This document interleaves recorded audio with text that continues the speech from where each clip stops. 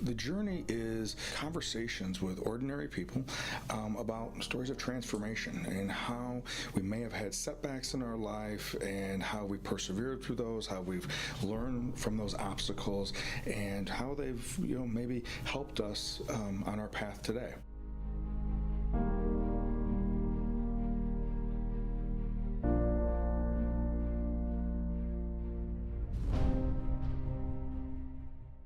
Well, welcome to The Journey. I am Kevin Polky and the host of The Journey, and today is a special episode that we have not done in a long time. Dalton Bullard is not only the producer of The Journey, but a good friend. He was also the first guest on The Journey 5.5 years ago, and so, welcome back to The Journey, and today, during the month of mental health awareness, it's also the time that we're springboarding Four Corners Wellness Center, and in taking a little bit of time of talking about that. I know you and Kylie also strive to live a holistic life, trying to live exercising all areas of physical, mental, emotional, spiritual. So welcome. I'm looking forward to this conversation. Yeah, thanks for having me. So when you think of the idea of looking at life, looking at if it's coaching, or if it is just life, or if it's relationships, and you think of it from a holistic perspective, what comes to mind when you think of holistic? Yeah, I mean, I think I go back to some of my athletic experience and think about training different buckets, knowing that there are all these different areas that you have to balance, because if you only focus on one thing, it can become unbalanced. So I think of that when I consider holistic aspects, and then every, whether it's a relationship or whether it's a training strategy or whether it's a lifestyle, you look at how you balance different components of that thing, I guess. Yeah. And, I think from a simplistic perspective, I think that's why people default to compartmentalizing, or like you said, putting things in buckets. So I'm gonna, if we're talking about wrestling or some other sport, is that okay? The practice is a physical component, and if I'm working with the parents or working with the team and talking about what are our goals or what are our mission, that maybe that falls in a little bit more into the spiritual end of it, or working with someone after they've won or after they've lost a match and regulating their emotions regarding that. Okay, that'll go in that bucket. But when you think of athletes, and again, we'll just use athletics right now.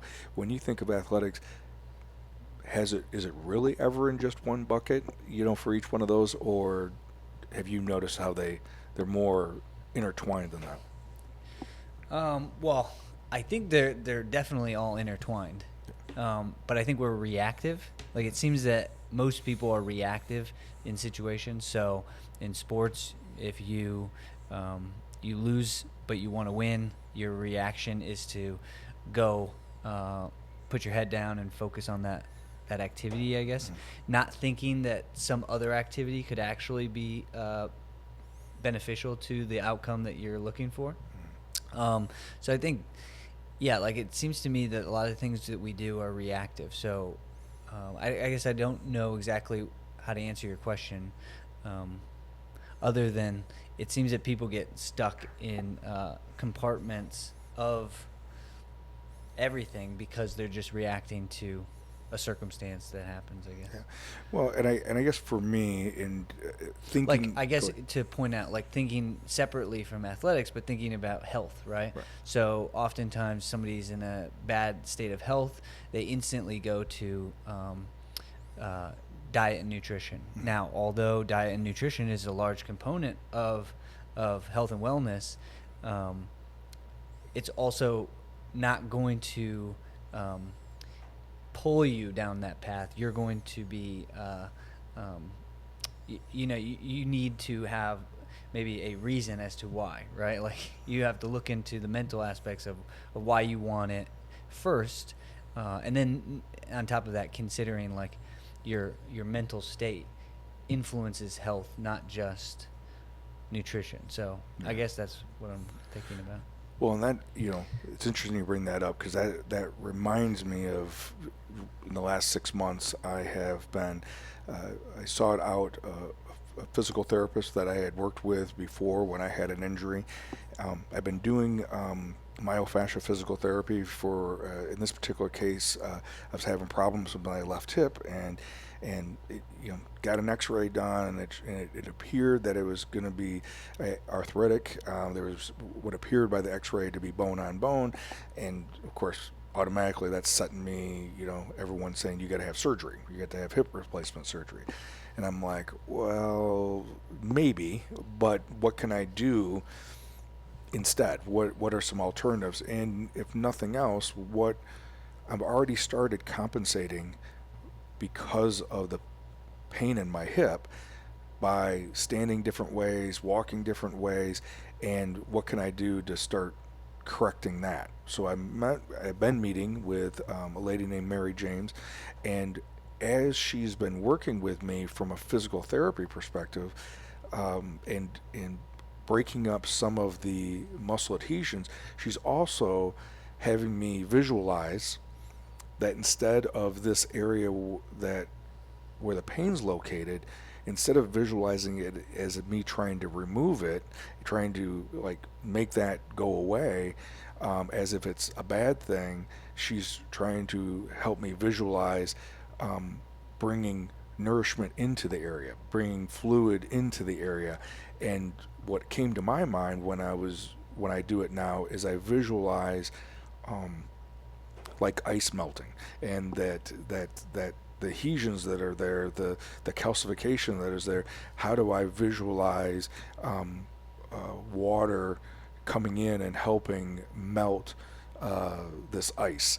And then also from a meditation standpoint, as my stress level has shifted, now not working for the corporation I was working for before, but now working, counseling again, working, in coaching, my life pace is much different, and my external stressors are different, my internal stress levels are different, and I've noticed a shift and a change in my physical being. So yes, we're doing physical exercises, but there is a mental, spiritual component, emotional regulating component to my healing. So it isn't just the physical manipulation that she's helping me with, and that it's in all those areas. So like when I was thinking, earlier we were talking about the different buckets, that has not really, I've done that, compartmentalized that way, but it almost never really comes to fruition that way, regardless if it's health and healing or if it is training.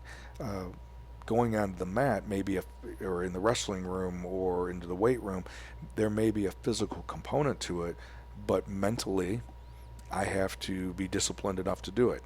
Emotionally, I have to, regulate my emotions while I'm doing that. And then spiritually, I need to know why I'm doing this. And so I see it all intertwined, even if I simplistically try to put it into a bucket. Well, yeah, I mean, what you said about the psychological, the visual aspect of healing, that is an interesting example as to if most people who are injured would never think that thinking of your injury healing is part of your therapeutic response, because you kind of have to. I think that's what I'm saying when it comes to the holistic approach. Like, you have to think outside the box, right? First, so that you're not reactionary. Like, you have to be somebody that's willing to suspend what you've already known to be the reaction, and then like think of like all the other possibilities. Again, that's like when you change the way you look at things, the things that you look at change, right? So it's like, I think that's an interesting component, and most people wouldn't consider that being a part of the recovery process. But again, even talking about your last podcast with the individual who is coming back from a traumatic surgery where doctors might say that they're never going to walk again, it's like, well, part of their therapy is visualizing the opposite of what they said, right? To visualize themselves walking, to give themselves the not only the motivation and drive to do it, but the feeling that you get when you visualize that being a possible reality. So yeah, I like it. Well, and I think there's been in a lot of different writings, a lot of different teachings will talk about this idea of let's say like an archetype, and then I have a visual idea from a religious standpoint. For me as a Christian, I will hear the stories of Jesus. I will hear the stories of a biblical character, and as I hear those stories, I visualize what that looks like. How does that manifest? And then as I have a situation in my life come up, if I'm able to bring that visualization into play, and then how can I be more like that? I'm thinking of like the prodigal son story. In that story, I have been multitude of characters in that story. I've been the father whose youngest son wanted the inheritance and then left and spent it all. I've been the youngest son who've gone away from what I'm supposed to do and been reckless. I've been the older son, or the older brother, that when the younger son comes back, I'm kind of pissed and like, why are we having a party for you, And so for me, that idea of being able to visualize how I want to be helps me to move away from what I may be doing. Yeah, I definitely think it's most of the momentum is the visual start. Yeah. Like first you have to see in order to become, I think. And yeah, I mean, again, thinking about aspects of holistic, it's like, okay, you're healthy, but your relationships are not good, or your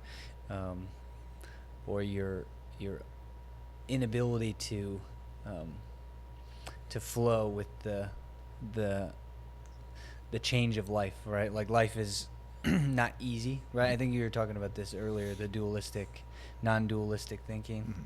Mm-hmm. And yeah, I mean, you have to kind of see yourself going down a different path, or whatever the situation is, right? You have to visualize yourself for what you want in order to become it. Right. I think it always starts there. Yeah, no, 100%. And I think even like, we haven't talked about this in a while, the idea of dualistic thinking, for me, the simplest way is this mindset of identifying, learning who I am based upon my group or my tribe or my social identity. We call it social learning. And so that's how I figure out how to function and where am I and how do I fit. And I think we have to first learn about who we are within the midst of our group or our tribe or our clan or our family or whatever that may be. And I think that's super important to be able to do that. Then it keeps us more invested into our group and in developing us. And then at some point, then we start stretching ourselves of that about other groups. And then how do we then build off of what we've learned within our own group from other groups? And instead of it being us against them, it's how do we learn from them for us to be better until we can get to a space where it's a we. And that is a challenge, because that is almost counterintuitive to what we've been like taught, and like from a survival standpoint is I have to protect my group, my team, and then the reality is that there is no us versus them. We're all kind of in this together. and I think of like back when, way back when the Nick 10 wasn't as strong. It's gone through different phases of how strong it is from a wrestling standpoint. But I remember back when I was wrestling for Harlem in the early 80s to mid 80s, there would maybe be, in the whole conference, there might be 3 individuals going to the state tournament. Well, those 3 individuals, maybe there was 2 from the same team, but typically it was somebody from each other team. And then we would then go to either Harlem or East or Hononegah or whoever, Belvedere, whoever would have the practice. we would use that particular wrestling room, but we were they were training together. Those individuals that qualified for state trained together, even though at an earlier time they might have been on the opposite team, or it was them, and now it's we are going to the state tournament. So it was a good a reminder that yes, we need that competition of the us versus them, but at some point we need to transcend that into this idea of we are wrestlers, or we are football fans, instead of it, are you a Bears fan or a Packers fan? Yeah. You know. Well, I was thinking about this earlier too, and I think we'll get into this on the other podcast, but I've realized that separating yourself from the identity of, like, it almost like sometimes is detrimental to be in the identity of like your group, you know, because it doesn't allow you to kind of look at it objectively. Mm-hmm. I think that was one of the things I was thinking about as you were talking about identity and group into specific areas or whatever. But just separating, like for me, knowing that my identity is not being a wrestler, but that is a part of me, right, allows me to look at wrestling from that holistic approach that we're looking at, because I'm not looking at it as a wrestler. I'm looking at it as an adult who is doing other things, having other careers, you know, pursuing other goals and stuff like that. And so I don't know if that is the exact same thing that you were just mentioning, but just the idea of you know, separating yourself from individual groups. Yeah. Or whatever, or your group identity, I guess. Yeah. Well, and I think it's like anything, you know, it's a building process, right? We build on previous experiences, we build on, you know, relationships that we are currently involved with or previously been involved with, and I think it's that building on more so than divorcing ourselves from. And even then, you know, when I interview people for individual counseling or for marital counseling, part of what we go over is a relationship history, and those significant relationships are part of your relationship history. And so even if you've been divorced 3 times, each one of those relationships have been a building block to where you're currently at. And so I think, you know, this idea of I'm separating myself from, or I'm attaching myself to, those in themselves, you know, I think there's pitfalls in that, because we can't really 100% separate ourselves from something, because unless we have like amnesia or something, or if we overly attach ourselves to something, meaning our identity gets wrapped up in something, and I'm only this, and if I don't have this, then who am I? Then you're going to have, at some point, life will will throw us enough curveballs that you will be then in an identity crisis, because kind of like you had mentioned about Nathan, who's last week's podcast, well, who am I if I can't be an athlete? Who am I if I can't walk? Well, Nate found out who he is, and as he found out who he was able, in his case, he was able to rehab himself back to being able to walk and be competitive as in his case as a parkour athlete again, which is a phenomenal story in itself. But initially he was in an identity crisis, because he's a competitive athlete that can't he's paralyzed, and so I think that over attachment to something can be detrimental, but our identity as being separated from everything too is also just as false. Yeah. Well, and again, I think going into like the hero's journey aspect is like sometimes I struggle with like trying to communicate some of these ideas, because I feel like that life is going to call people away. So if their identity is too attached, you know, if there's imbalance in any area, life is going to make the call for you. Yep. It's not like everyone needs to intellectually understand it. If they could, I do think that they can alleviate some unnecessary suffering.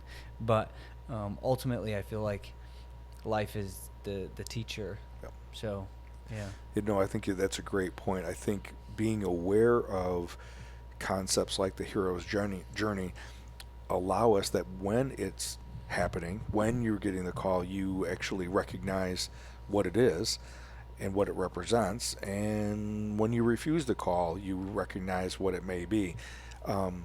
I don't think, to your point, I don't think we need to force anything, because life will life will have those opportunities anyway, so we don't have to go out and force anything.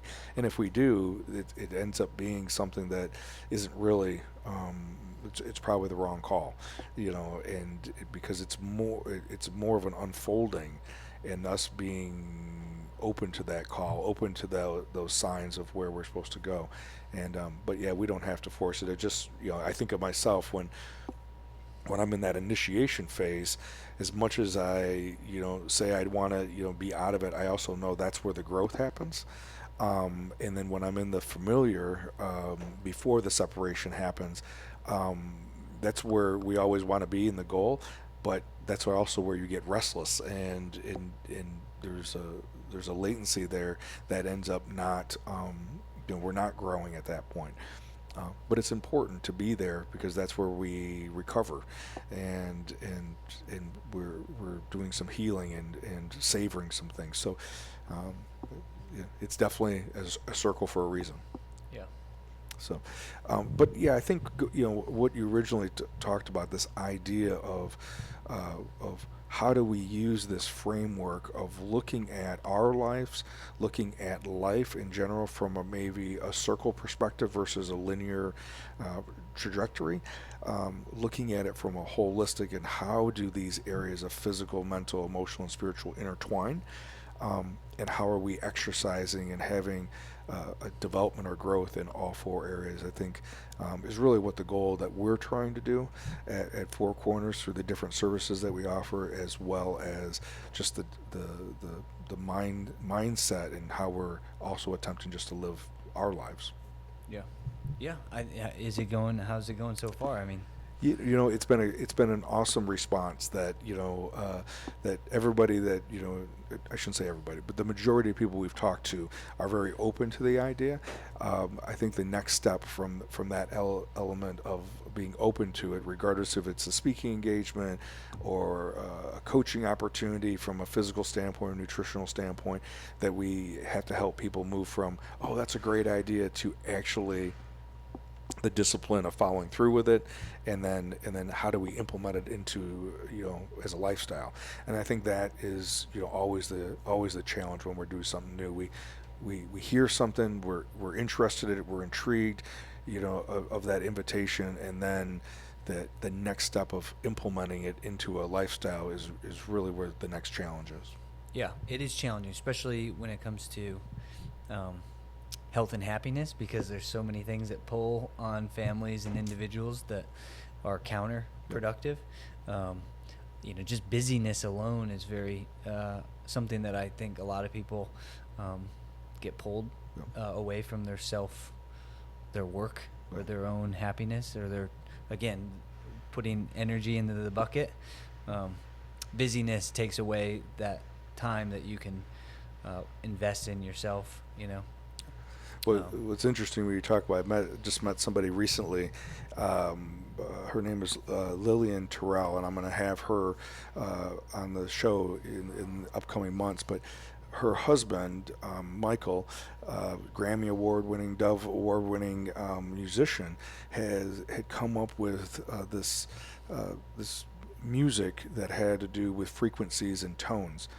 And I'm learning more about that. And so, interestingly enough, there's an element that, and again, I'm not being a musician, I don't know these things, and musicians, obviously, they would just know it. But they talk about noise is when, if I got this right, noise, or that white noise aspect of it, is really when it has to do with the frequencies or the tones are not in alignment, they're bouncing off of matter. I think that's how that goes. But and I think of that in our own lives, metaphorically in our own lives, we have so much noise, chatter that's going on, that it deters us from maybe the goals that we have, or the things that we want to be able to do. in sometimes we get distracted by those shiny objects or that noise, regardless if it's in social media just by scrolling or if it is by something that that's something that might be happening. And how do I discern, or how do I differentiate between what is a sign that I'm now to follow and doorway to go through, and what is just a distraction or noise? And I think that, for me at least, that's one of the challenges, and I think there's a lot of people that fall into that. I think discernment is, I mean, that's a great word that people should become oriented with, right? Discernment is very difficult. Mm-hmm. Discerning yourself with going to a birthday party where you think that if you don't go, you're going to be viewed as somebody who doesn't care. But maybe, it takes away. So discernment, I mean, there's so many things about that, but discernment is something that people need to be aware of. Having relationships with friends that maybe have outgrown themselves, Yep. right? You have to discern whether or not it's okay to let go of that, Yep. And I mean, that's been a great lesson for me. The word discernment, understanding how to distinguish what's a distraction and what's not, what needs to have energy and effort put towards. Yeah, absolutely. So I know we could probably talk for a long time on these different topics, but I definitely appreciate you coming on and sharing some of your thoughts and your observations as well.